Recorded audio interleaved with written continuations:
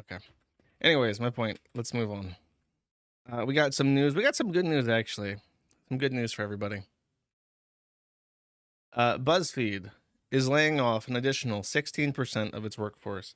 I did not know that Buzzfeed was even still around because they keep shuttering things. They keep saying we're going to close this, we're going to close this. Buzzfeed is still unsuccessful, and it's still having to lay off its workforce. So now, it's really weird too, because whenever these journalists get fired, they're like, I've been here for 5 years writing high quality articles with some of the best writers in the entire world. Every day we sat down and thought, what could we do to take BuzzFeed the next step? What could we write on that nobody else has dared write on before to intrigue our viewers, to stimulate discussion and further mankind?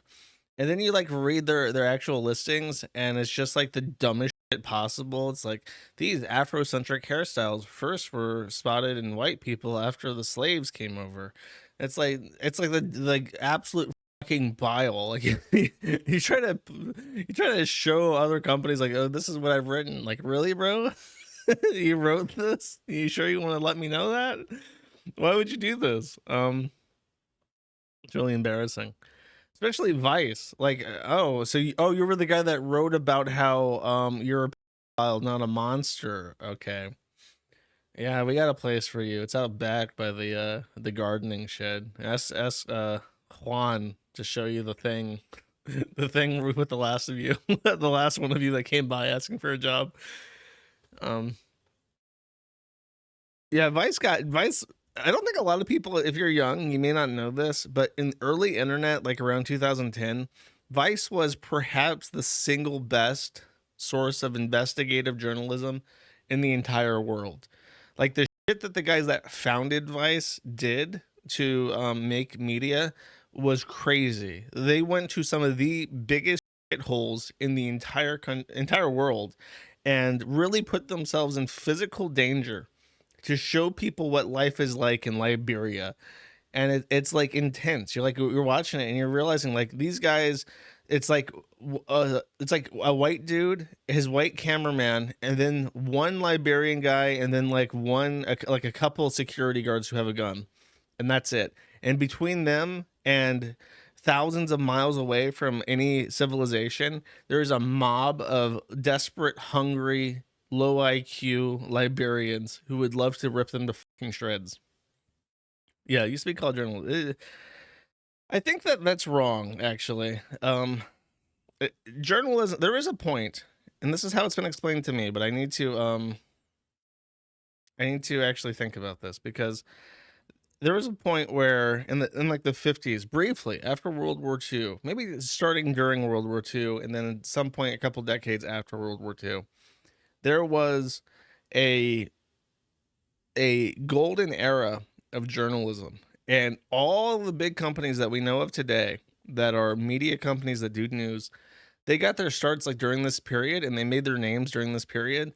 And ever since then, they've all been riding off this high of like, no, the news is like a serious thing, and journalists aren't scum of the earth who should be bullied and beaten whenever possible. We are the fourth pillar of government. Like, it was never like that. Journalists have always been despised. If you look back in the historical records, like hundreds of years before World War II, journalists were like universally held in utter contempt by everybody. And then for some reason, after World War II, when Germany lost the war of aggression from the United Kingdom, uh, everything was fucking gay and retarded forever, and it's never corrected course. And journalists becoming respected was one of those things. Um, it was after, I think it was like after Nixon, where the media just became like completely and totally irredeemable because you had the Washington Post break Watergate, and then since then there's just been no challenging that the media is holy and everything they do is righteous. Um, okay, so that's that. The other one is Vice.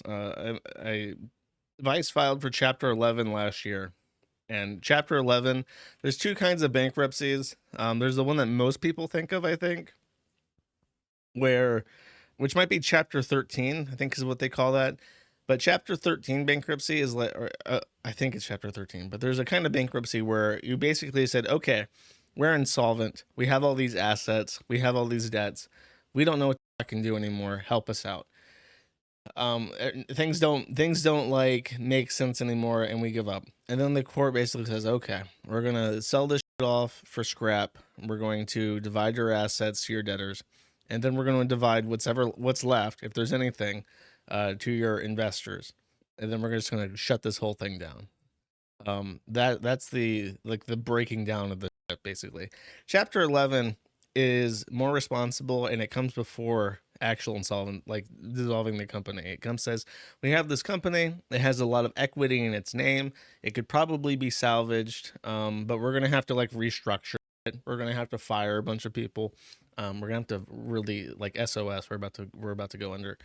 And these exist so that the government recognizes that businesses going out of business is bad for the economy, and it creates like a chain reaction where a business goes under and people get laid off, and then people don't spend money anymore, and then other companies go under because the people that were buying their shit don't spend money anymore, and so on and so forth, and that creates a depression, right? So they have bankruptcy and government mandated loss proceedings like that so that chain reactions can be halted.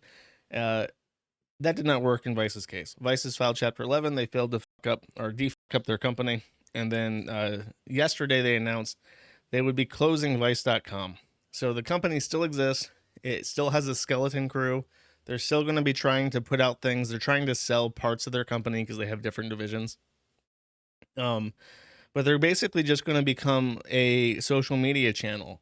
You know what I mean? Like they're downsizing. Like we have a front page. People are going to come to our front page to see our news, and they're going to see our ads because they want to see our content specifically. They might subscribe to see our news in full. Like that's what you want to be. You want to be someone who can sell something to people. But Vice is effectively saying we fucked up, we lost. Nobody comes to our site anymore. Nobody cares. People don't subscribe to see our content. We're going to become a YouTube channel. that's what's becoming of the Vice name. We're going to become a high quality YouTube channel. We're going to use the resources that we have left to try and really nail something that's already tried and true, and that's opening a YouTube channel and doing videos.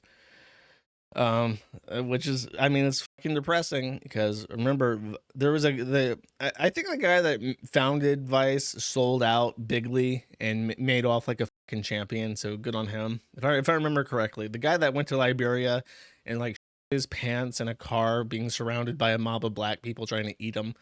I think that guy sold Vice for like 10 figures and left. I think at least, but the people that actually bought it ran into the fucking ground.